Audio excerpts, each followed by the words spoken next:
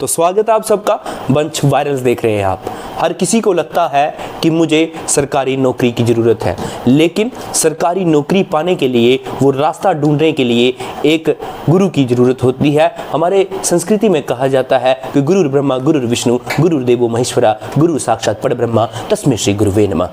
मैं आज आपको मिलाने जा रहा हूँ हमारे आज के पॉडकास्ट के special guest, director inspire tuition centre Jandor Barwal के मेरे बड़े भाई अनिल सिंह जसरोटिया के साथ। सर, जसरोटा कॉन्स्टिट्यूंसी की अगर हम बात करें, स्पेशली बरवाल, उत्तरी जंडोर, लगेट, उत्तरी ननन पलड़, पंदराड़, ऐसे इलाकों में पहला इंस्टीट्यूट जो है वो 11वीं 12वीं और छोटे बच्चों को पढ़ाने से लेकर अपनी सेवाएं दे रहा है। सर, ये आइडिया कहाँ से आया कि मुझे एक इंस्टीट्यूट सेटअप करना चाहिए? देखो बंची, सबसे पहले थैंक यू, आपने आज अपने चैनल में मेरे को मौका दिया। तो अगर मैं आईडी की बात करूं तो 2016 में जब मैं अपनी मास्टर्स कंप्लीट करके आया तो उसी दौरान मैंने डीएसटी ऑर्गेनाइजिंग एक स्कीम है इंस्पायर, जो कि हमारी सेंट्रल गवर्नमेंट की स्कीम है, जिसमें हमारे मेरिटोरियस बच्चों को एक कैंप ऑर्गेनाइज करके दिया जाता है 7 दिन का। तो उसी कैंप में लगभग मैंने 3 बार ड्यूटी दी है, 3 बार वहाँ पे मैं उसका हिस्सा रहा। उसमें मैंने देखा कि बहुत सारे बच्चों को इंस्पिरेशन दी जाती है कि कैसे वो साइंस में अच्छा करें। तो मेरा भी एक आइडिया था, मेरा भी एक एम था कि मैं अपने इलाके में एजुकेशन सेक्टर में थोड़ा अच्छा करूँ। तो उसी आइडिया को लेके मैंने वहाँ से एक आइडिया, मतलब जो मैंने नाम रखना था इंस्टीट्यूट का, तो वहाँ से मैंने वो आइडिया लिया कि इंस्पायर एक नाम होगा इंस्टीट्यूट का जो हमारे इलाके में रन होगा और अच्छी शिक्षा देना जिसका पहला उद्देश्य होगा।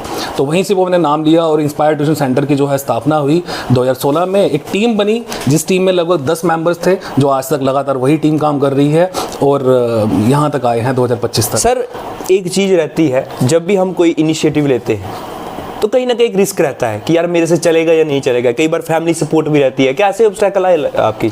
देखो, रिस्क के बिना कोई भी लक्ष्य आप अचीव नहीं कर सकते। जी।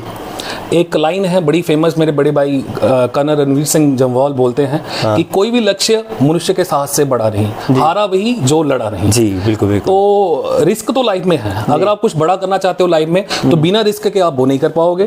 तो अगर आप रिस्क की तरफ देखते रहोगे तो कभी भी अपना लक्ष्य आप नहीं पा सकते। जी। तो वही रिस्क को लेके ही हमने एक्चुअली स्टार्टिंग में हमारे पास इतना इंफ्रास्ट्रक्चर भी नहीं था, हमारी अकोमोडेशन अपनी नहीं थी। रेंट पे 2016 पे हमने ये शुरुआत की थी एक बिल्डिंग में। तो काफी सारी मुश्किलें भी हमारे सामने आई, लेकिन हमने कभी भी पीछे मुड़ के नहीं देखा। और 2020 में अपनी अकोमोडेशन तैयार की बच्चों के लिए, बच्चों के हिसाब से, जिस हिसाब से उनकी अकोमोडेशन चाहिए थी, और आज तक उसी अकोमोडेशन में हम पढ़ा रहे हैं लगातार, और कभी भी हमने हार नहीं मानी। सर, एक चीज़ है, मैं भी इस बात का साक्षी हूँ, कोरोना का बहुत ही गलत समय जो हमारे भारत के ऊपर मंडराया, उस समय भी इस इंस्टीट्यूट ने अपनी सेवाएं देना बंद नहीं किया। लेकिन जो मुझे पता है कि कहीं ना कहीं इसमें भी आपका विरोध हुआ। सर, उसको कैसे आपने टैकल किया? क्योंकि सफलता को तो बंदा सहन कर लेता है, लेकिन जब विरोध होता है उसे सहन करना सबसे मुश्किल रहता है। देखो, आप कोई भी काम करो, आपके विरोधी हर जगह होंगे। जी। तो कोरोना में जो गाइडलाइन थी हमने उसको फॉलो किया, उसके फॉलो करके ही हमने बच्चों को पढ़ाया और अच्छी शिक्षा बच्चों को दी। जी। तो उस टाइम प्रधानमंत्री हमारे नरेंद्र मोदी जी ने वोकल फॉर लोकल की एक स्कीम निकाली थी। जी।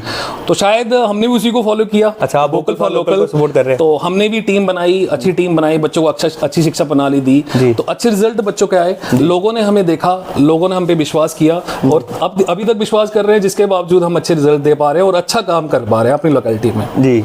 सर, एक बात है, आप डायरेक्टर हैं इंस्पायर ट्यूशन सेंटर के। 100 से 200 बच्चा आपके पास जब इंस्टीट्यूट शुरू हो जाता है, जब उसकी प्रणाली शुरू हो जाती है, तो आपके पास पढ़ता है और उस 100 से 200 बच्चे की जिम्मेदारी आपके ऊपर होती है। क्या एक एक बच्चे को आप पर्सनली देखते हैं? बच्चे जब हमारे पास आते हैं तो उसमें बहुत प्रकार के बच्चे होते हैं। जी। कुछ बच्चे होते हैं जो स्मार्ट, जिनको हम स्मार्ट स्टूडेंट्स बोलते हैं। जी। कुछ बच्चे होते हैं थोड़े वीक स्टूडेंट्स होते हैं। जी। तो यहाँ पे क्या किया जाता है कि बच्चों को कैटेगराइज किया जाता है। जी। बच्चों को देखा जाता है कि इस बच्चे में क्या कमी है। कुछ बच्चे ऐसे होते हैं जिनका मैथ्स वीक होता है। जी। कुछ बच्चे ऐसे होते हैं जिनका बायो वीक होता है। कुछ बच्चे ऐसा होता है जिनका केमिस्ट्री वीक होगा। जी। तो उसी लिहाजे से बच्चों को उसी लेवल पे पढ़ाया जाता है। अगर किसी बच्चे का मैथ्स वीक है तो उसको स्पेशलाइजेशन मैथ्स टीचर दिया जाएगा जो उस पर काम करेगा। कैटेगराइज कैसे करते हैं? आप मॉक टेस्ट लेते हैं? मॉक टेस्ट होते हैं, प्रॉपर मॉक टेस्ट होते हैं। जैसे बच्चा हमारे पास कोई आता है, 15-20 दिन उसको पढ़ाया जाएगा जी, उसको जो पढ़ाया गया उसके मॉक टेस्ट होंगे। टेस्ट जब होंगे तो डेफिनेटली बच्चे की कमजोरी दिख जाएगी कि बच्चे की जहाँ पे कमजोरी है, फिजिक्स में वीक है, केमिस्ट्री में वीक है, वो बच्चा कहाँ पे वीक है, हमें वहाँ पे पता चलता है। तो उसी के आधारित पे हम उसको कैटेगराइज करते हैं। टीम एनालाइज करती है, पूरा टीम यहाँ पे एनालाइज होता है, टीम वर्क होता है। टीम काम जो टीम वर्क जो होता है उसको पूरा एनालाइज किया जाता है। मीटिंग्स होती हैं स्टाफ की, देखा जाता है कौन सा बच्चा कहाँ पे कमजोर है। उसी का नतीजा हमें यह है कि हम उस बच्चे को अच्छी से अच्छी शिक्षा प्रोवाइड कर सकते हैं, उसका डाउट सेशन ले सकते हैं। सर आप जो हैं बहुत से CBSE स्कूल्स हैं, JK बोर्ड स्कूल हैं, वहाँ पे आप अपनी सेवाएं इस वक्त भी दे रहे हैं और दे भी चुके हैं। सर एक सवाल है, जो लोगों का भी सवाल है, मेरा भी सवाल, सर बच्चा वीक क्यों होता है? देखो, बच्चा वीक नहीं होता है, हम कभी भी ये नहीं बोल सकते कि बच्चा वीक है जी। एक शिक्षक वीक हो सकता है जो उसको पढ़ा नहीं सका जी। बच्चा, अगर आपने ये बात पूछी है तो मैं आपको बता दूं कि सबसे जरूरी होती है बच्चे की फाउंडेशन जी, कि बच्चे की फाउंडेशन कितनी स्ट्रांग है जी। जब बच्चा आपका 4th 5th 6th में जाता है तो वहां पे वो कैसा पढ़ रहा है जी, कैसी शिक्षा उसको दी जा रही है जी। जब उसकी फाउंडेशन अगर अच्छी होगी तो कभी भी बच्चा वो 11th 12th जो आफ्टर 12th वो कभी भी वीक नहीं होगा, उसको कभी हम वीक नहीं बोलेंगे। तो यही चीज़ हमने देखी हुई थी आज से लगभग, जब हमने 2016 में ये इंस्टीट्यूट स्टार्ट किया था तो उस टाइम हम सिर्फ 11th और 12th को कोचिंग प्रोवाइड करते थे जी। तो 2-3 साल में मैंने ये पाया कि जो बच्चे हैं वो कुछ बच्चे ऐसे हैं जिनकी फाउंडेशन बड़ी वीक है जी। तो फाउंडेशन वीक है तो 11th 12th में जब वो आते थे ऊपर आके प्रॉब्लम होती थी जी। तो फिर उसी के लिहाजा हमने क्या किया, फाउंडेशन कोर्सेज भी शुरू किए जी। लगभग 2 साल पहले। जी। 2 साल पहले हमने फाउंडेशन कोर्स स्टार्ट की जिसमें हमने 5th to 10th foundation classes में रखी। एक्चुअली 10th क्लास को मैं फाउंडेशन क्लास में नहीं लूंगा क्योंकि 10th क्लास एक बोर्ड क्लास है, तो वहां पे तो आके बच्चा प्रिपेयर होना चाहिए। लगभग 5th to 9th हम फाउंडेशन क्लासेस उसको मान सकते हैं। तो 5th to 9th में जब बच्चा हमारे पास आता है तो उस टाइम बच्चे को आप पूरी तरीके से तैयार कर सकते हो कि वो आने वाले चैलेंजेस को कैसे एक्सेप्ट करे, कैसे उसका फेस करे। तो उस टाइम हमने क्या किया, एक टीम बनाई, उसको एनालाइज किया कि कहाँ पे जो बाकी इंस्टीट्यूट पढ़ा रहे हैं उससे कैसे बच्चा आगे जाकर अगर प्रॉब्लम फेस कर रहा है 11th 12th में तो कैसे उससे थोड़ा इंप्रूव किया जाए जी। तो वहां से कंक्लूजन ये निकला कि अगर हम 5th में पढ़ाएंगे तब भी उनको स्पेशलाइज्ड टीचर देंगे, अगर हम 10th में पढ़ाएंगे तब भी उनको स्पेशलाइज्ड टीचर देंगे, अगर 8th में पढ़ाएंगे तब भी उनको स्पेशलाइज्ड टीचर देंगे। तो अगर 5th में हमारे पास यहाँ पे कोई बच्चा पढ़ रहा है फाउंडेशन में, पहली बात तो उसको एकेडमिक प्लस कंपेटिटिव दोनों की तैयारी कराई जाएगी साथ साथ में, मतलब एकेडमिक के साथ साथ उसको कंपेटिटिव पढ़ाया जाएगा। एकेडमिक में अगर वो बच्चा यहाँ पे मैथ्स पढ़ रहा है तो उसको स्पेशलाइज्ड मैथ्स जो टीचर होगा हमारे पास, MSc जो हमारा MSc मैथ्स पे होगा टीचर, वो उसको डील करेगा और एक्सपीरियंस टीचर डील करेगा तो उसका मैथ्स डेफिनेटली उसका क्लियर हो जाएंगे डाउट्स। जो उसका फिजिक्स केमिस्ट्री जो भी उसका सब्जेक्ट होगा, साइंस सब्जेक्ट, तो जो उसके स्पेशलाइजेशन होंगे वही टीचर उनको पढ़ाएंगे, चाहे बच्चा 5th का है, चाहे 6th का है, चाहे 7th का है, चाहे 8th का है, चाहे 10th का है। तो फाउंडेशन कोर्सेज हमने ये रखा हुआ है, ये टीम वहां पे ऐसे काम करती है। 11th 12th में जब वो बच्चा आता है तो टीम चेंज होती है, एक सीनियर टीम आती है जिसमें हमारे 3-4 टीचर यहाँ पे काम करते हैं, पंकज सर हैं, संदीप सर हैं, तो अब सब्जेक्ट हैं उनमें वो स्पेशलाइज हैं। तो वहां पे आके जो आते हैं उनको थोड़ा आसानी हो जाती है कि नीचे वाला जो टीम काम कर रही है अगर वो अच्छा काम कर रही है, फाउंडेशन स्ट्रांग है, उनके डाउट्स हैं वो क्लियर है, तो ऊपर आके बिल्कुल हमें प्रॉब्लम नहीं होती। 11th 12th बच्चा बिल्कुल स्मूथ जाता है और इसी के बावजूद बच्चे जो है वो कॉम्पिटिटिव भी निकालते हैं। अगर वो लेफ्टिनेंट बनते हैं, जहाँ कहीं और सर्विस देते हैं, जहाँ कोई अच्छी यूनिवर्सिटी में वो जा पाते हैं, तो इसी के बदौलत वो जा पाते हैं क्योंकि उनकी फाउंडेशन भी अच्छी है और 11th 12th भी अच्छा है। सर एक लोगों के बीच में चलचित्र का ये मुद्दा रहता है कि बच्चे पढ़ने जाते हैं तब भी कई बार अंधेरा होता है, जैसे सर्दियों में आपको पता है सर्दियों में मौसम ऐसा होता है कि अंधेरा हो जाता है और रात को भी जब पढ़ के आते हैं तो अंधेरा हो जाता है। क्या उसके लिए आपका कोई सोल्यूशन आपने अभी ढूंढा कोई? देखो, सोल्यूशन इस बार ये है कि इस बार हम एक नई चीज ऐड करने जा रहे हैं, ट्रांसपोर्ट फैसिलिटी जी। इस बार हम जो हमारे फार फ्लंग एरियाज हैं, जैसे हमारे उत्तरी लेगेट एरियाज हैं, ठनून है, कराखड़ है, बुद्धि है, इसके लिए हम ट्रांसपोर्ट अवेलेबल कराएंगे। ट्रांसपोर्ट इस बार हमारी पूरी तैयार है, ट्रांसपोर्ट फैसिलिटी दी जाएगी। कोई भी बच्चा अगर इंटरेस्टेड है, कोई पेरेंट्स इंटरेस्टेड है, वो हमसे आके मिल सकता है, ट्रांसपोर्ट उनको दी जाएगी जी। सर इतना देर हो गया आपको ये इंस्टीट्यूट चलाते और कहीं ना कहीं अरमान रहता है कि मेरे पढ़ाए हुए बच्चे भी कहीं पे पहुंचे। सर कोई अचीवमेंट जो आपने, हाँ मैंने देखा है अंदर जाके कि ऐसे ऐसे बच्चे भी मैंने देखे हैं कि जिनका वो गिनती में नहीं आते थे, उन्होंने भी बड़े अच्छे अच्छे नंबर लिए हैं, लेकिन ऐसी अचीवमेंट जो आप हमारे साथ साझा करना चाहते हैं, कोई ऐसी अचीवमेंट सर इस इंस्पायर ट्यूशन सेंटर की मैं स्पेशली पूछना चाहूँगा सर। देखो, अचीवमेंट तो बहुत सारी हैं जी। बच्चे अच्छी जगह पहुंचे, यही हमारी अचीवमेंट होती है जी। इसी को हम अपनी अचीवमेंट मानते हैं जी। हमारा लेटेस्ट एक एग्जांपल है, जंडोर से लड़का निकला बिशप जसरोटिया, लेफ्टिनेंट गया सीधा, आपने left hand, देखा। इसके बाद बहुत सारे हमारे लड़के हैं, लड़कियां हैं, स्पेशली तानिया जसरोटिया एक बरवाल की लड़की, मैं आपको बता दूं, जो सीआरपीएफ में अपनी सर्विस दे रही है, हमारे द्वारा पढ़ाई गई है, बच्ची है, 2018 में पास आउट है, तो वो सीआरपीएफ में सर्विस दे रही है, एक फीमेल लड़की। तो इसके साथ और भी बड़े सारे बच्चे हैं जो आर्मी में बड़ी अच्छी सी जगह पे, अच्छी सी पोस्ट पे सर्विस दे रहे हैं, ठीक है। उसके बाद मैं आपको बताऊं, बड़ी अच्छी सी जगह पे हमारे बच्चे आज पढ़ भी रहे हैं, अच्छी यूनिवर्सिटी में ऑल ओवर इंडिया बच्चे हमारे पढ़ रहे हैं। और यही अचीवमेंट हमारी कि बच्चे जब अच्छी जगा पहुंचते हैं, अच्छी यूनिवर्सिटी में पहुंचते हैं, अच्छी शिक्षा लेते हैं, अच्छा काम करते हैं, वही हमारी अचीवमेंट है। यही नहीं, आईआईटी में भी हमारे बच्चे कुछ हैं जो अभी हमारे जहां से पढ़ के आईआईटी में भी बैठे हुए हैं। सर, अगर कोई भी पेरेंट्स यहाँ पे अपने बच्चे को इनरोल कराना चाहता है तो उसका क्या एक प्रोसेस रहता है सर? प्रोसेस सर ये रहता है कि पहले तो हम खुद देखते हैं, एनालाइज करते हैं बच्चे को एनालाइज करते हैं कि बच्चा किस तरह का है, कि क्या उसका लेवल है। कुछ भी छुपाया नहीं जाएगा पेरेंट्स से। अगर उनके बच्चे में कैपेबिलिटी होगी कि वो उसको हम बोल सकें कि ये नहीं ओके है, बच्चा ओके है, इसमें कोई प्रॉब्लम नहीं है, हम इसको ले लेंगे, तो डेफिनेटली हम उसको ले लेते हैं। अगर उसमें कोई कमी पेशी है, बच्चा थोड़ा वीक है, कमजोर, जैसे मैंने आपको बताया, हम उसका टेस्ट लेंगे, हम बताएंगे पेरेंट्स को कि ये लेवल इसका ये है, बिल्कुल इसका लेवल अभी है, इसको इस लेवल से इस लेवल पे पहुंचाने पर थोड़ा टाइम लगेगा, क्योंकि आपको पता हमारे पास कोई जादू मंत्र तो है नहीं कि हम एक दिन बच्चा आया तो हमने उसको प्रिपेयर कर दिया कि भाई अभी ये मोस्ट इंटेलिजेंट बच्चा है। बिल्कुल टाइम लगता है, टाइम लगेगा उसको प्रिपेयर करने में, तो वो टाइम हम लेते हैं। अगर पेरेंट्स वो टाइम दे पाए तो हम डेफिनेटली बच्चा ले लेते हैं। अगर पेरेंट्स बोले नहीं आज बच्चा हमारा है, उसकी लास्ट क्लास में 50% है, सर एक महीने में उसको 90% पे ले आओ, तो ऐसा हमारे पास कोई जादू नहीं है। हमारा पूरा टीम वर्क होता है, बच्चे को पूरा एनालाइज किया जाएगा, देखा जाएगा बच्चा कहाँ कमजोर है, उस पर काम किया जाएगा। अप्रोक्सीमेट 1 ईयर का कोर्स लगेगा, बच्चा आपका इस लेवल से इस लेवल पे पहुंचेगा। आपको खुद फील करोगे कि बच्चे में कुछ ना कुछ डिफरेंस आया है, बच्चे में कुछ ना कुछ सीखा है। सर, एक बार आपने मेरे साथ एक किस्सा साझा किया था कि एक बच्चा जो है वो अपने घर पे पढ़ रहा था, लेकिन कहीं ना कहीं वो अपने सीबीएसई का बच्चा था वो, और वो आपने उसको 3 महीने में वो जो तैयार कर दिया था, वो क्या सिनेरियो हुआ था सर? देखो ऐसा कुछ नहीं होता है, जब भी एक होता है बोर्ड प्रेपरेशन, मतलब आपका पेपर है, आपने बोर्ड में बैठना है, उसकी प्रेपरेशन करनी है। तो मैं आपको एक चीज बता दूं कि जब भी हम बच्चे को तैयार करते हैं तो 2 टाइप के वर्क होते हैं, एक होता है हार्ड वर्क, एक होता है स्मार्ट वर्क। जो स्मार्ट वर्क होता है वो एक शॉर्ट टर्म कोर्स होता है स्मार्ट वर्क के लिए। स्मार्ट वर्क मतलब specially for the board classes, and hit and trial भी हो सकता है। हिट एंड ट्रायल नहीं बैठेगा, उसको हम स्मार्ट वर्क बोलेंगे। कुछ क्वेश्चंस ऐसे होते हैं, कुछ ऐसा होता है, हमें भी एक्सपीरियंस है, 9-10 साल का एक्सपीरियंस है जितनी भी टीम बैठी हुई है। कुछ क्वेश्चन कुछ टॉपिक ऐसे हैं जो बोर्ड में फंसेंगे, तो उसको हम बोलते हैं स्मार्ट वर्क। हार्ड वर्क होता है कि जो स्टार्टिंग से लेके, मतलब जैसे हम अप्रैल में बैठ रहे हैं बैच को लेके, तो अप्रैल से लेके टिल मार्च तक जो हम उस पर काम करेंगे, that is the hard work. कुछ भी आ जाए वो करेगा। मतलब हार्ड वर्क में जो हम आपको बता देंगे, उसको इलैबोरेशन करके हर चीज बताई जाएगी। लेकिन अगर मैं ये चीज बता दूं आपको, अगर आपको बोर्ड के एग्जाम में सक्सेस होना है तो आप स्मार्ट वर्क लेके चल सकते हो, लेकिन आपको अगर जिंदगी में सक्सेस होना है तो आपको हार्ड वर्क का सहारा लेना पड़ेगा। हार्ड वर्क के बिना आप जिंदगी में सक्सेस नहीं हो सकते। बोर्ड एग्जाम में सक्सेस हो सकते हो, मैं डेफिनेटली बोलूंगा, गारंटी देके बोलूंगा कि आपको स्मार्ट वर्क कराया जाएगा, बोर्ड एग्जाम में सक्सेस हो जाओगे। लेकिन अगर आपको जिंदगी में लाइफ में सक्सेस होना है तो उसके लिए हार्ड वर्क बड़ा जरूरी है, क्योंकि हार्ड वर्क में जब हम इलैबोरेशन करके चीजें पढ़ाते हैं तो वही चीजें आगे जाके कॉम्पिटिटिव एग्जाम में पाई जाती हैं। तो कॉम्पिटिटिव एग्जाम को क्वालिफाई करना, तो उसी को हम अचीवमेंट बोलते हैं, लाइफ अचीवमेंट बोलते हैं कि अभी कुछ लाइफ में हमने सक्सेस किया। बोर्ड एग्जाम तो हर कोई पास कर लेता है, हर कोई अच्छे नंबर ले लेता है, लेकिन लाइफ में कौन सक्सेस हो रहा है, कल को कॉम्पिटिटिव कौन पास होगा, वो बड़े रेयर बच्चे होते हैं, और वही होते हैं जो हार्ड वर्क करते हैं। वो ये वाले बच्चे रट्टे वाले बोलते हैं, मेरा एक्सपीरियंस बोलता है, पर्सनल एक्सपीरियंस बोलता है। सर मैं यही बोलना चाहूंगा कि बच्चों को कभी भी स्मार्ट वर्क वाला अगर लेना भी है कोर्स, लेना नहीं चाहिए। अगर लेना भी है तो specially for the board exam तक ही रखें उसको सीमित। अगर लाइफ में आप कुछ करना चाहते हो तो जिंदगी में हार्ड वर्क करो, अपने मॉड्यूल सॉल्व करो, एक्स्ट्रा पढ़ो, लिमिटेड मत रखो, अपना नॉलेज लिमिटेड मत रखो, उसको एक्स्ट्रा में कन्वर्ट करो। एक्स्ट्रा जब आप पढ़ोगे कॉम्पिटिटिव उसी में से निकलते हैं, आपको आफ्टर 12th कोई कोचिंग लेने की जरूरत नहीं है। जी सर, एक सवाल है, आप एक शिक्षक हैं और आपको पता है कि जितनी जरूरत नॉलेज की है उतनी ही जरूरत मॉरल नॉलेज की भी है। क्या इस इंस्टीट्यूट में मॉरल नॉलेज दी जाती है? क्योंकि कहीं ना कहीं आप भी देखते हैं कि बहुत से इंस्टीट्यूट है, उनका काम सिर्फ इतना होता है कि बच्चे को पढ़ाया, उसने रिवाइज किया या नंबर ले लिए, दैट्स ऑल, हम हमारा हो गया। क्या इसमें मॉरल एजुकेशन इस इंस्टीट्यूट में बच्चों को दी जाती है? क्योंकि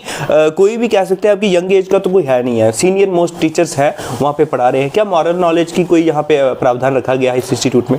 देखो वंश जी, शिक्षा का मतलब ये नहीं है कि आपने अच्छे नंबर ले लिए आपकी डिस्टिंक्शन आ गई, आपकी पोजीशन आ गई बोर्ड एग्जाम में, तो आपके पास अच्छी शिक्षा है जी। मैं अच्छी शिक्षा उसको मानता हूँ जिस बच्चे को चलने, बैठने, उठने, बात करने का तरीका हो जी। वहाँ से ही उसकी शिक्षा प्रणाली देखी जाती है कि उसका करैक्टर कैसा है जी। ये सारी चीज़ें वहाँ पे गिनती में आती हैं कि उसकी शिक्षा कैसी है। फिर उसको कंप्लीट शिक्षा मैं बोल सकता हूँ, उसके पास कंप्लीट शिक्षा है, उसको एक अच्छा शिक्षक मिला है और उसको कंप्लीट शिक्षा उसको दी गई है, तो उसी को मैं शिक्षा मानूंगा। अच्छे नंबर कोई भी ले सकता है, लेकिन अच्छी शिक्षा के लिए आपके पास कुछ मॉरल एथिक्स होने चाहिए, आपको चलने, बैठने, उठने का, बात करने का तरीका होना चाहिए। ये नहीं है कि आप बाहर जाओ, ठीक है, बदतमीजी से पेश करो, अपने बुजुर्गों से बात अच्छे से ना करो, अपने मम्मा पापा से घर पे अच्छे से बात ना करो।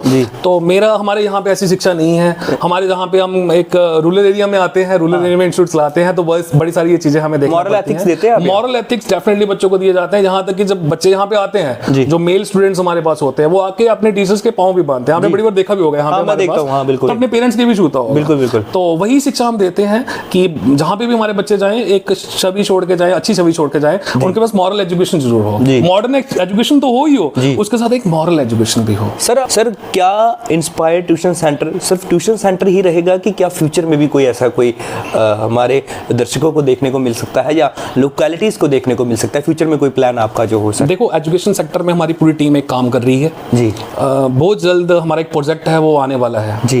एक प्रोजेक्ट है, लगभग 80% उस पर काम हो चुका है जी।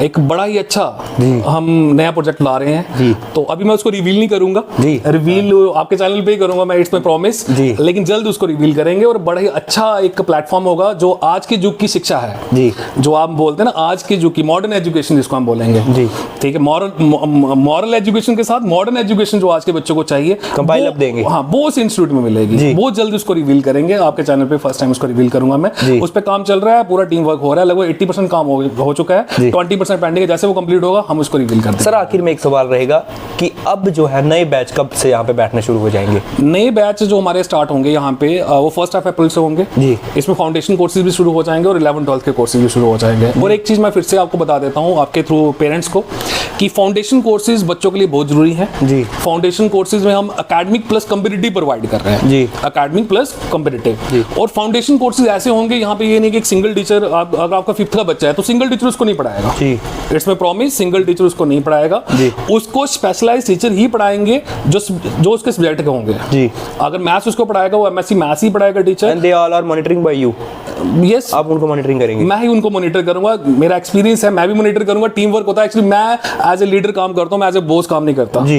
एज ए बॉस मैं काम नहीं करता, मैं एज ए लीडर काम करता हूं। मैं उनको एक सही डायरेक्शन देता हूं, सलाह भी लेते हैं, डेफिनेटली मीटिंग्स भी होती हैं, सलाह भी होती है, जिनकी जो आइडियाज अच्छे होते हैं वो डेफिनेटली उस पर काम करते हैं, तो उसी की बदौलत जो है रिजल्ट अच्छा मिलता है। तो फाउंडेशन कोर्सेज के साथ साथ मैं आपको बता दूं बच्चों को स्पेशली टीचर्स दिए जाएंगे, उनका PCM physics chemistry bio plus maths पे काम किया जाएगा स्पेशली, सबसे इंपॉर्टेंट जो सब्जेक्ट होते हैं। तो अलग अलग टीचर उनके लिए होंगे फाउंडेशन कोर्सेज में 5th 6th 7th 8th 9th 10th तक। उसके बाद हमारे जो 11th 12th के कोर्सेज हैं वो सारी स्ट्रीम्स आपको यहाँ पे अवेलेबल मिलेंगी, सीनियर टीचर वहाँ पे डील करेंगे। अगर मैं जूनियर टीचर की बात करूँ तो राहुल सर यहाँ पे मैथ्स पढ़ाते हैं, जो जूनियर बच्चों को पढ़ाते हैं 5th से लेकर 10th तक। उनकी क्वालिफिकेशन एमएससी मैथ्स बीएड है। रूबल मैम है यहाँ पे जो कि बायो और केमिस्ट्री के साथ डील करते हैं, उनकी क्वालिफिकेशन एमएससी बॉटनी है और बीएड भी है, लगभग 5-6 साल का एक्सपीरियंस उनको भी है। तो उसके फिजिक्स को मैं खुद डील करता हूँ, मैं पूरे दिन यहाँ पे रहता हूँ, मैं खुद डील करता हूँ, मैं खुद भी देखता हूँ वो भी क्या कर रहे हैं, हम भी क्या करेंगे, कैसे बच्चों को फिजिक्स में अच्छा कराएं। साइंस के यहाँ पे बड़े सारे प्रोजेक्ट भी बच्चे बनाते हैं। उसको 11th 12th की अगर मैं बात करूँ तो यहाँ पे हमारे पास ह्यूमैनिटी जिसको हम आर्ट्स बोलते हैं, नॉन मेडिकल, कॉमर्स, तीनों स्ट्रीम हमारे पास है। आपके पास आर्ट्स भी है? आर्ट्स भी है, आर्ट्स की ट्यूशन तो मिलती नहीं है ना यहाँ? बिल्कुल, आर्ट्स की भी है, हमने लास्ट ईयर शुरू किया था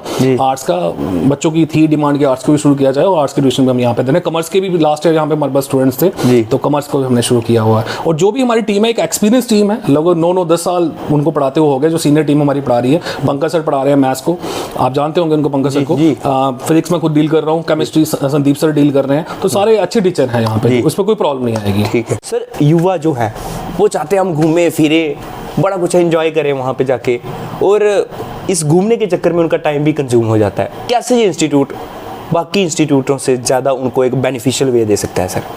देखो बंसी, जो हमारा इंस्टीट्यूट है यहाँ पे बरवाल में, ये कठुआ का इंस्टीट्यूट तो थोड़ा सा डिफरेंट है जी। डिफरेंट किस वे में मैं आपको बताऊं, ना ही तो यहाँ पे थिएटर्स हैं जी। ना ही तो बड़े बड़े रेस्टोरेंट्स हैं जहाँ पे बच्चे क्लास बंक करके यहाँ पे बैठे जी। और ना ही तो कैफेटेरियाज हैं जी। तो उस लिहाजे से हमारे लिए अच्छी बात भी है जी। कि यहाँ पे थिएटर्स नहीं है, रेस्टोरेंट्स नहीं है, तो बच्चों का एक जो डिस्ट्रैक्शन होती है, जी। मतलब जो डिस्ट्रैक्शन होती है इधर उधर जाने की, वो नहीं है। जी। बच्चे सीधा आते हैं, पढ़ते हैं, क्लासेस लगाते हैं और घर की तरफ जाते हैं, उनका टाइम सेव होता है, उनका जो पढ़ने का टाइम है वो थोड़ा बढ़ जाता है। जी। इसी के साथ साथ अगर मैं बात करूं कि यहाँ से अगर बच्चे ने किसी सिटी में जाना है, कठुआ में जाना है, मेन सिटी में जाना जी। है, तो 1 घंटा ट्रांसपोर्ट में जाने का, 1 घंटा आने का, रोज के 2 घंटे हैं। बिल्कुल। तो 2 घंटे रोज के, तो महीने के 30 दिन अप्रोक्सीमेट आप रखो तो 30 × 2 आपके 60 घंटे जा रहे हैं। बिल्कुल, बिल्कुल। तो साल के अगर मैं अब ये बनाऊं 60 के, ये 60 जो घंटे हमारे बने महीने के, तो 60 × आप कर लो 12 के साथ आपके 720 घंटे बनते हैं। बिल्कुल, बिल्कुल। तो 720 घंटे अप्रोक्सीमेट 30 डेज जी। जो बच्चों के 30 दिन साल में सिर्फ ट्रांसपोर्ट में ही कंज्यूम हो रहे हैं, आने जाने में, उनके सफर में कंज्यूम हो रहे हैं। तो अगर यही टाइम बच्चे यहाँ पे पढ़ के अपनी सेल्फ स्टडी पे लगाएं तो मेरे को नहीं लगता कि उनका रिजल्ट कभी कहीं पे भी गिर सकता है, रिजल्ट उनका इंप्रूव भी होगा। और यही फायदा हमारे बच्चों को मिलता भी है। जो भी हमारे पास बच्चे आते हैं उनके नियर बाय लोकेलिटी में इंस्टीट्यूट है, बच्चे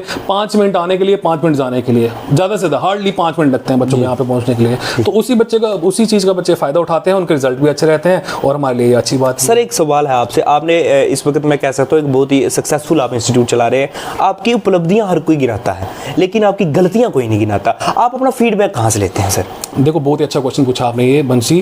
फीडबैक एक्चुअली जो बच्चे हमसे पढ़ के गए हैं जी, इसके लिए ही हमने एक फीडबैक के लिए हमने एक एलुमनाई मीट कराया था अपना पीछे, लगभग 2-4 महीने पहले हमने एक एलुमनाई मीट कराया था जिसमें हमने जितने भी बच्चे पास आउट यहाँ से हुए हैं उन सबको बुलाया था जी। वो आए भी, उनसे हमने पूछा कि आज जहाँ पे जो जिस पोजीशन पे वो हैं क्या ऐसी कोई कमी पेशी हमारी वजह से तो नहीं रही जहाँ पे वो नहीं पहुंच पाए जी। अगर कोई कमी पेशी रही है तो उसको हम नोट डाउन करते हैं, उस पर काम होता है ताकि आने वाले बच्चे वो चीज फेस ना करें। और वो बच्चे अपना पॉजिटिव फीडबैक देके गए हैं, इसकी हमें खुशी है। और यही चीज फीडबैक तो चलता रहता है बच्चों से, वो तो हम लेते रहते हैं। बहुत बहुत धन्यवाद करूंगा। ये थे Anil Singh Jasrotia, director inspire tuition centre के। आप अगर इनसे कांटेक्ट करना चाहते हैं और आप भी चाहते हैं कि आपका बच्चा अपने भविष्य को साकार कर सके तो इनका जो कांटेक्ट है वो मैं टाइटल में डाल दूंगा। आप अपने बच्चे के बेहतर भविष्य के लिए काम कर सकते हैं। ऐसे ही होनहार हस्तियों के साथ आपको वंश वायरल्स की टीम मिलाती रहेगी। बहुत बहुत धन्यवाद। जय श्री राम, राधे राधे, बोरीवली सरकार की जय हो।